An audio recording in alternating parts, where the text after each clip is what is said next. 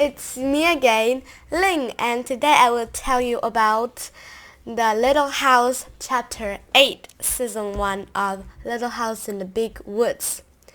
And Chapter 8, Dance at Grandpa's. Let's get started.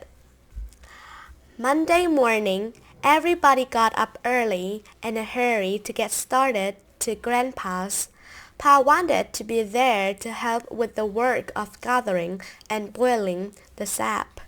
Ma would help Grandpa and the aunts make good things to eat for all the people who were coming to the dance.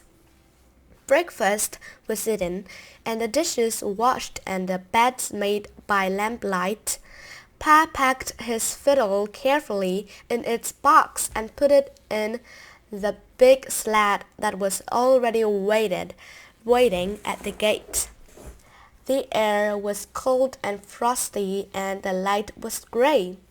When Laura and Mary and Ma with baby Carrie were tucked in snug and warm under the ropes on the straw in the bottom of the sled. The horses shook their heads and pranced, making the sled bells ring merrily, and away they went on the road through the big woods to Grandpa's. The snow was damp and smooth in the road, so the sled slipped quickly over it, and the big trees seemed to be hurrying by on either side. After a while there was sunshine in the woods, and the air sparkled. The long streaks of yellow light lay between the shadows of the tree trunks, and the snow was colored faintly pink. All the shadows were thin and blue, and every little curve of snowdrifts and every little track in the snow had a shadow. Pa showed Laura the tracks of the wild creatures in the snow at the sides of the road, the small leaping tracks of cotton-tailed rabbits, the tiny tracks of flat mice, and the feather-stitching tracks of snowbirds. There were larger tracks like dogs' tracks where foxes had run, and there were the tracks of a deer that had bounded away into the woods. The air was growing warmer and already, and Pa said that the snow wouldn't last long. It did not seem long until they were sweeping into the clearing at Grandpa's house. All the sleigh bells jingling. Grandma came to the door and stood there smiling, calling to them to come in. She said that Grandpa and Uncle George were already at work out in the maple woods, so Pa went to help them, while Laura and Mary and Ma with baby Carrie in her arms went into Grandma's house and took off the wraps. Laura loved Grandma's house. It was much larger than their house at home. There was one great big room, and then there was a little room that belonged to Uncle George, and there was another room for the aunts, Aunt Dacia and Aunt Ruby. And then there was the kitchen with the big cook stove. It was fun to run the whole length of the big room, from the large fireplace at one end all the way to Grandma's bed under the window. In the other end, the floor was made of wild, thick slabs that Grandma had hewed from the logs with his axe. The floor was smoothed all over and scrubbed clean and white, and the big bed under the window was soft with feathers. The day seemed very short while Laura and Mary played in the big room, and Ma helped Grandma and the aunts in the kitchen. The Ma had taken their dinners to the maple woods. So for dinner, they did not set the table, but ate cold venison sandwiches and drank milk. But for supper, Grandma made hasty pudding. She stood by the stove, sifting the yellow corn meal from her fingers into the kettle of boiling, salted water. She stirred the water all the time with a big wooden spoon and sieved in the meal until the kettle was full of a thick, yellow, bubbling mass. Then she set it on the back of the stove where it would cook slowly. It smelled good. The whole house smelled good with the sweet and spicy smells from the kitchen. The smell of the hickory logs burning with clear, bright flames in the fireplace, and the smell of a clove apple beside Grandma's mending basket on the table. The sunshine came in through the sparkle window panes, and everything was large and spacious and clean. At supper time, Pa and Grandpa came from the woods. Each had on his shoulders a wooden jug that Grandpa had made. It was cut from fit around their necks in the back and hollowed out to fit over their shoulders. From each end hung a chain with a hook, and on each hook hung a big wooden bucket full of hot maple syrup.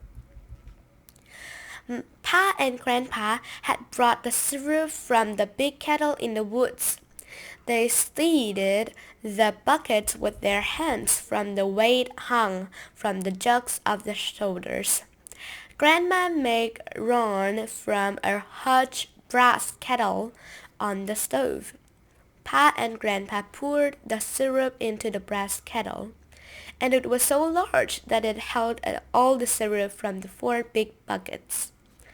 Then Uncle George came with a smaller bucket of syrup, and everyone ate the hot hasty pudding with maple syrup from supper. Uncle George was home from the army.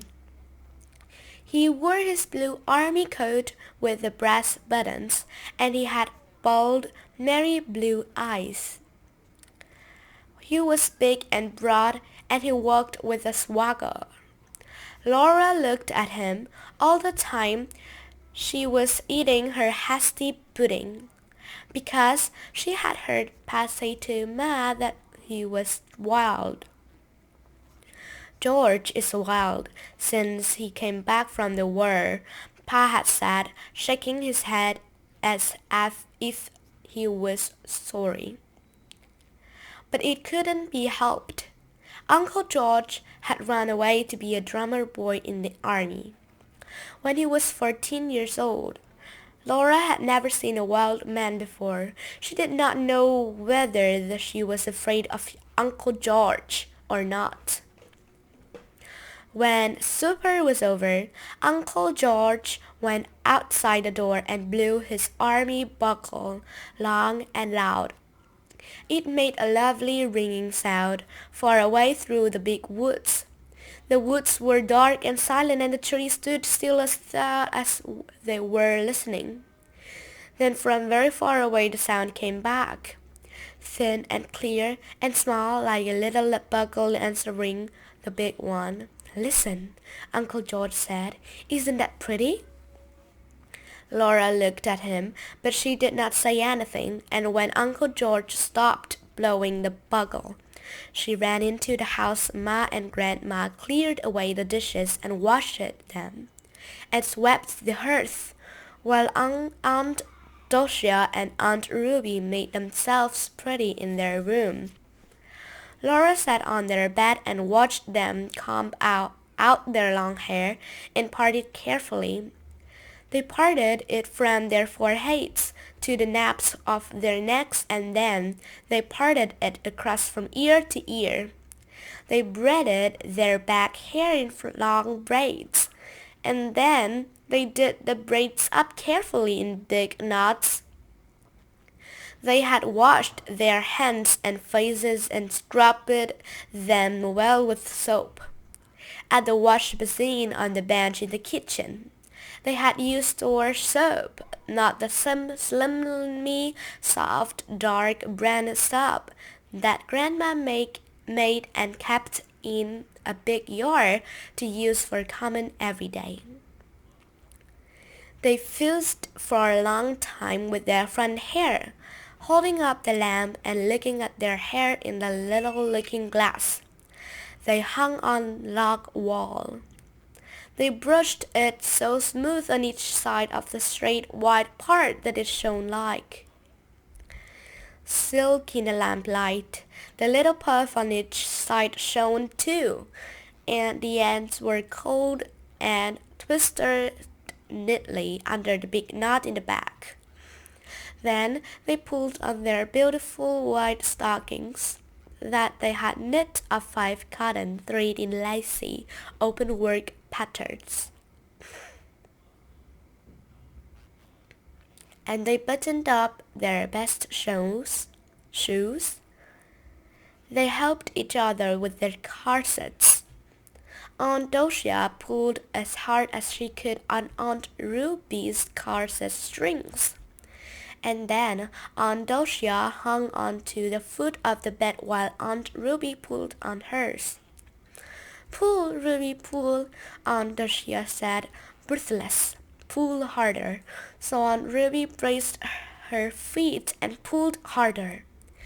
Aunt Docia kept measuring her waist with her hands. And at last she gasps, "I guess that's the best you can do," she said. "Caroline says Carl could span her waist with his hands when they were married."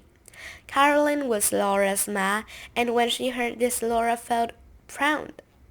Then Aunt Ruby and Aunt Docia put on their flannel petticoats and their plain petticoats and their stiff, starched with petticoats with knitted lace all around the flounces. And they put on their beautiful dresses. Aunt Docia's dress with a sprinkled print, dark blue, with sprigs of red flowers and green leaves thick upon it.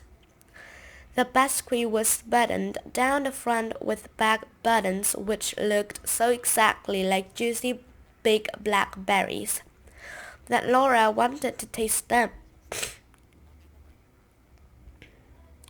Aunt Ruby's dress was a wine-colored calico, covered all over with a feathery pattern in lighter wine color. It buttoned with gold-colored buttons, and every button had a little castle and a tree covered on it. Aunt Docia's pretty white collar was fastened in front with a large round cameo pin, which had a lady's head on it, but Aunt Ruby pinned her collar with a red rose made of sealing wax.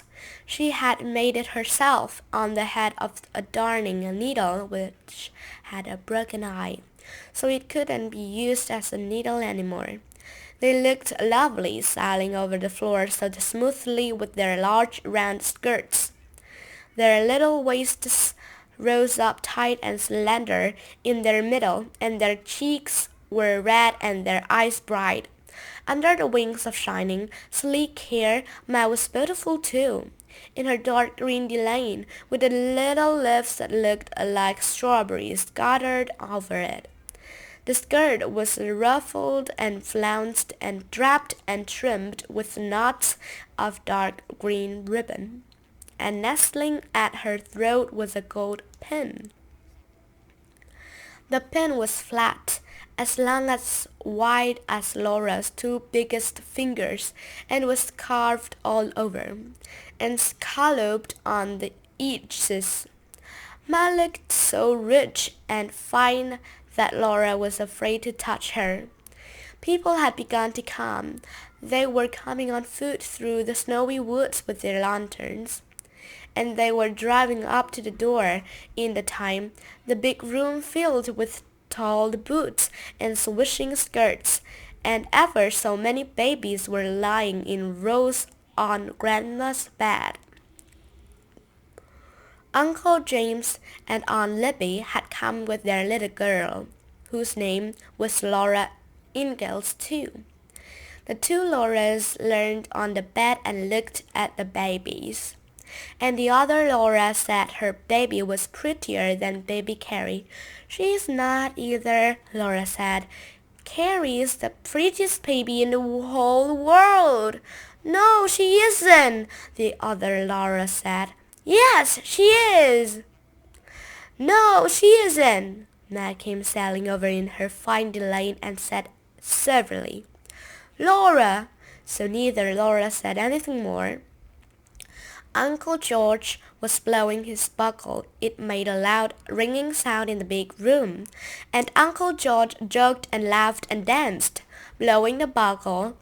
Then Pat took his fiddle out of its box and began to play, and all the couple stood in squares on the floor and began to dance when Pat called the fingers.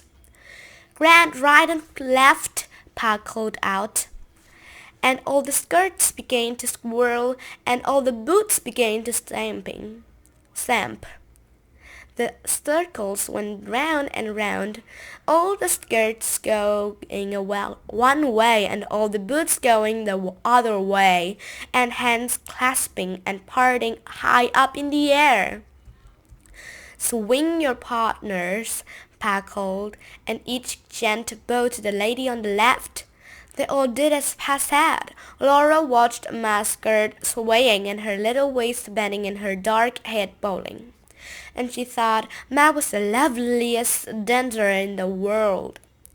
The fiddle was singing, Oh, you buffalo gals, aren't you coming out tonight? Aren't you coming out tonight? Aren't you coming out tonight? Oh, you buffalo gals, aren't you coming out tonight to dance by the light of the moon?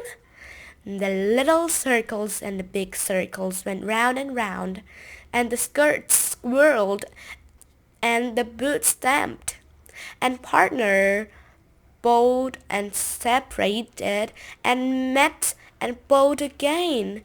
In the kitchen, Grandma was all by herself, stirring the boiling syrup in the big brass kettle. She stirred in time to the music by the back door with a pail of clean snow, and sometimes Grandma took a spoonful of syrup from the kettle and poured it on some of the snow in a saucer. Laura watched the dancers again. Pa was playing. The Irish washerwoman now, he called. Dusty, ladies, Dusty, da, come down heavy on your Helen too. Laura could not keep her foot still. Uncle George looked at her and laughed. Then he cuffed her by the hand and did a little dance with her. In a corner, she liked Uncle George. Everybody was laughing. Over by the kitchen door, they were dragging Grandma in from the kitchen. Grandma's dress was beautiful too. A dark blue calico with autumn-colored leaves scattered over it. Her cheeks were pink from laughing, and she was shaking her head. The wooden spoon was in her hand. I can't live the syrup, she said. But Pa began to play the Arkansas Traveler, and everybody began to clap in time to the music. So Grandma bowed to them all and did a few steps by herself. She could dance as prettily as any of them. The clapping almost drowned the music of Pa's fiddle. Suddenly, Uncle George did a pigeon wing and bowing blow before Grandma, and he began to jig. Grandma tossed her spoon to somebody. She put her hands on her hips and faced Uncle George. And everybody shouted. Grandma was jigging. Laura clapped her hand in time to the music with all the other clapping hands. The fiddle sang as it had never sung before. Grandma's eyes were snapping and her cheeks were red, and underneath, her skirts and heels were clicking as fast as the thumping of Uncle George's boots. Everybody was excited.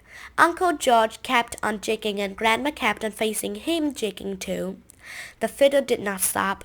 Uncle George began to breathe loudly, and he whipped sweat off his forehead. Grandma's eyes twinkled. "You can't beat her, George," somebody shouted. Uncle George jigged faster. He jigged twice as fast as he had been jigging. So did Grandma.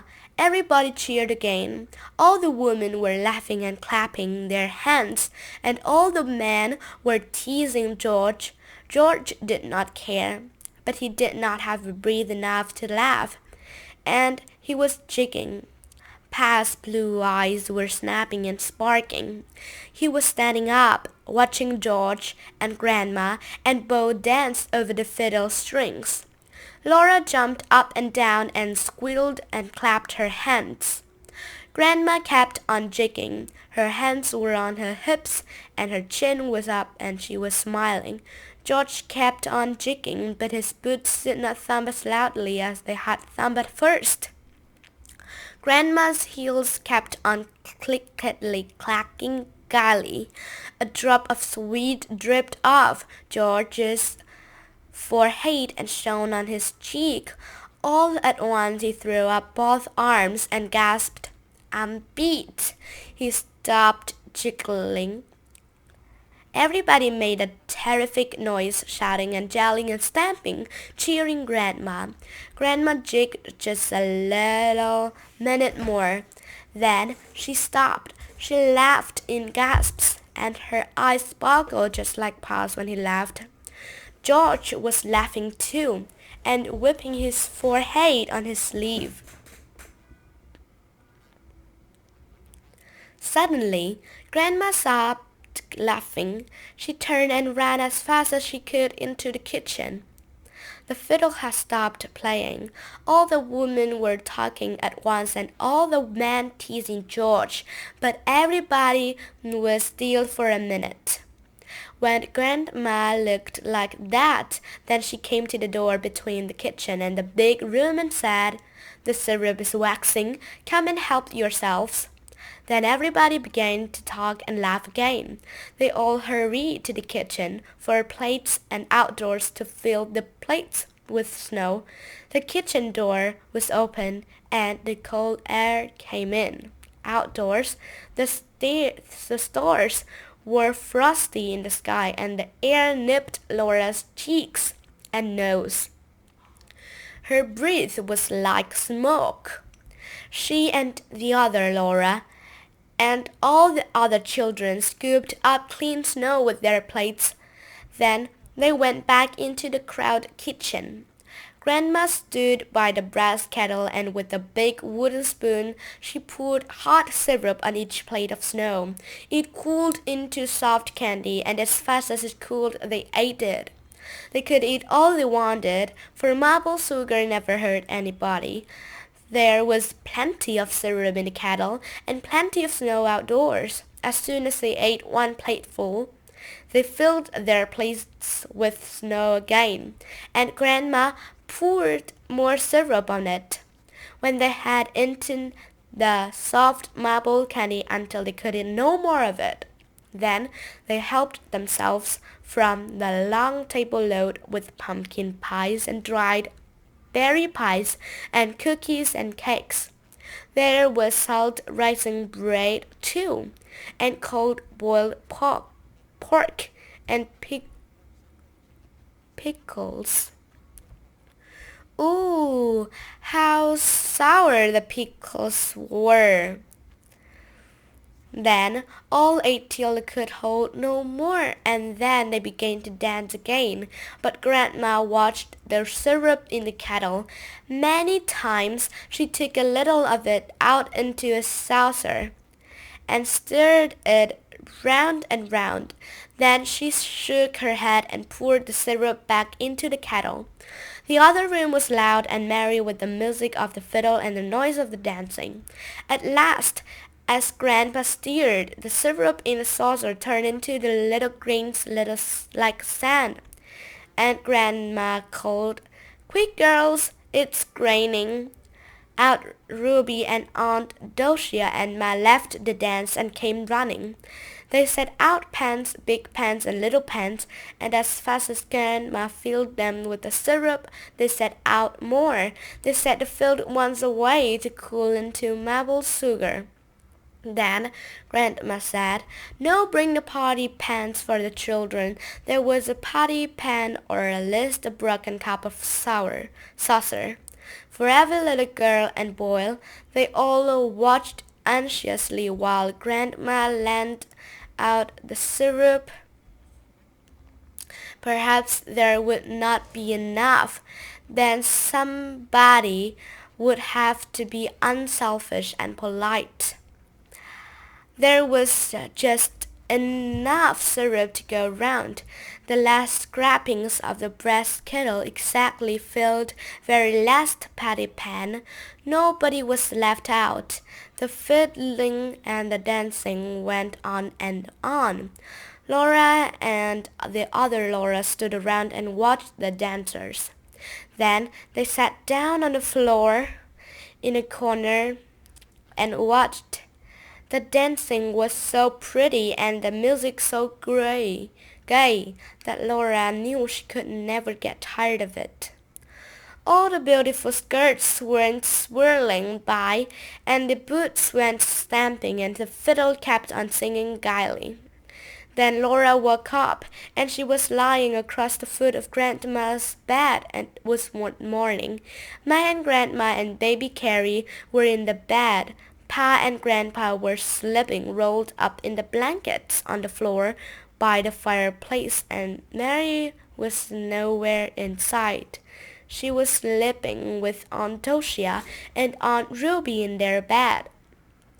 Soon everybody was getting up. There were pancakes and maple syrup for breakfast, and then Pa brought the horses and sled to the door. He helped Ma and Carrie in, while Grandpa picked up Mary and Uncle George picked up Laura, and they tossed them over the edge of the sled into the straw. Pa tucked in the ropes around them, and Grandpa and Grandma and Uncle George stood calling, "Goodbye, goodbye," as they rode away to the big woods going home. The sun was warm, and the trotting horses threw up bits of mudding snow with their hoofs behind the sled. Laura could see their footprints, and every footprint had gone through the thin snow into the mud. Before night, Pa said, "We'll see the last of the sugar snow." So this is the end of the chapter 8.